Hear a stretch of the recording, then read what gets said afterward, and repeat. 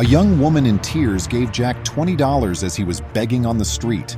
Before he glanced at the money and noticed a message pleading for assistance, he felt it was odd. Unexpectedly, he leaped in front of the automobile after realizing he had to take action. Welcome to USA Stories channel. Do not forget to subscribe and activate the bell button to receive all new updates. Now let's go to the story. Like he always did, Jack was begging on the streets of Miami for money. For years, he had been doing it, and some people were even aware of his name. He received some food and some cash from certain people, and he was always appreciative. When he was initially married to Lillian many years ago, things went horribly wrong in his life. Jack found refuge in a bottle of whiskey every night when his work became difficult. Lillian finally threw him out of the house because it became an addiction. He lost his job when she divorced him, taking everything with her. He was still living on the streets years later as his addiction drove him insane. He'd successfully abandoned the habit a few months earlier and was determined to turn his life around. But his drinking problem caused him to lose all of his family ties and friendships. He had created this nightmare for himself and now had to work his way out, but before he could do so, he wanted to make as much money as he could from the few gifts that others had given him. Abruptly, a street sight pulled him out of his reverie. A young woman with tears streaming down her beautiful face was being pulled by a man dressed in a suit. Jack found it weird that two other guys with identical serious looks were following them. The woman turned to face him, though, and put a crumpled money into the cup that he usually carried with him. The woman replied, "I hope you can do something good with this money." And the man, who never even looked down, pulled a bit harder. Her letter struck Jack as especially strange, and he wondered why she would offer him money when she was obviously in distress of some kind. However, he felt compelled to take hold of the banknote after noticing a tinge of crimson on it. When he smoothed out the $20 note, he saw the startling words "Help me" inscribed on it. Even though it was smeared and scrawled in lipstick, Jack could comprehend it well. He heard a vehicle engine scream as he continued to stare at it, and when he looked up in time, he saw the man pulling the young woman into the car. There was a problem. This was something far more serious than just an irate partner. Jack sprang to his feet quickly, not knowing just what to do. Since no one had listened to him, he was unable to call at them to stop the automobile. He went towards the automobile himself and leaped in front of the hood without giving it any more consideration. The car came to a sudden stop and Jack tumbled from the hood and onto the gravel. Even though it ached like hell, he managed to stop the automobile. After exiting, the driver said, "What the hell, man?" Jack overheard a lady reporting that a guy had been hit by a vehicle and dialing 911. "Police are coming," he said, thinking it was good. He remained on the ground to prevent the car from driving away. "Jenkins, what's happening on? We need to move right now." After the driver gave an explanation, the man who had been pulling the girl stepped out of the car and screamed at him. Jack continued to fake, teetering on the floor and groaning in agony as he continued to stall, knowing that he would need to do this to buy time for the police to arrive.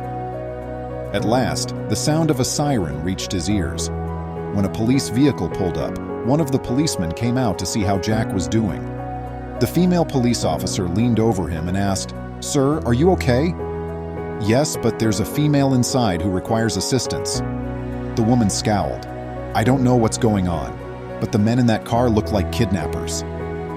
Adam spoke to her mobile radio while turning to face the automobile.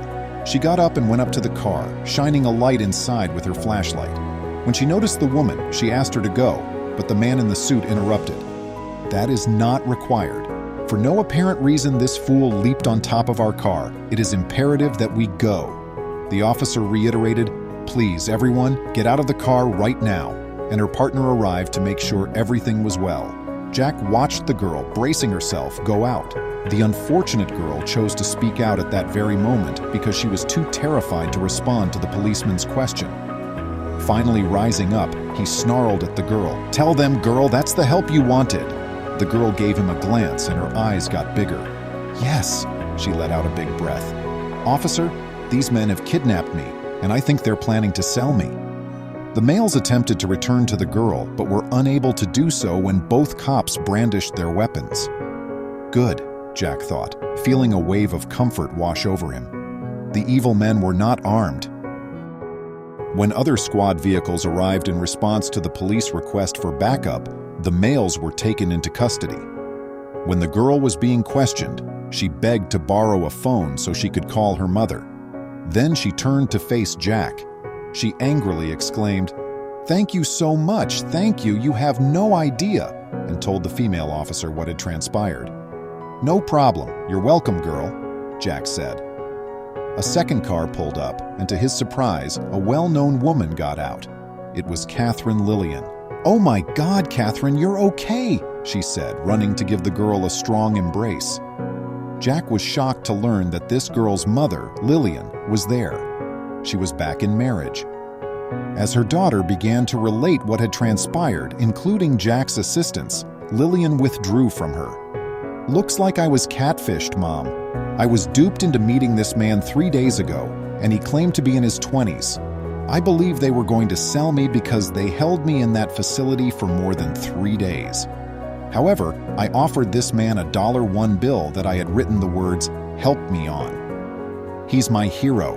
He jumped in front of the car to save me," Catherine said, beaming a broad, sad grin at Jack.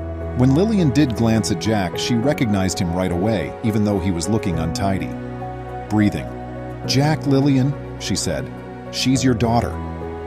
With a troubled face, the mother glanced at the girl and then back at Jack. After a moment of hesitation, she said, "She's your daughter too." Catherine requested her mother to say that again, as her eyes grew wide. Jack, though, was stunned. He had just rescued his own daughter, the one he had no knowledge of because Lillian had ejected from their home before disclosing her pregnancy to him. "Jack, you look, well, not too good, but at least you're not drunk," Lillian said as she approached him. "But as you might imagine, when I realized I was pregnant, I ejected you. I had to make a choice because I could not have continued to be married to an alcoholic and have him around my child." "I comprehend," Jack muttered. Although he had a true understanding, finding out how much he had lost was still devastating. But he was happy to be there to keep his daughter safe from a horrible fate. In order to repay Jack for becoming Catherine's hero, Lillian finally secured him some assistance as well as a new employment. The daughter and her father started to see one another more frequently and developed a familial bond. Catherine never again communicated over the internet with strangers. Please remember to subscribe to our channel, give us a thumbs up, and turn on the notification bell so you won't miss any of our videos. If you enjoyed the tale, the next video that plays on your screen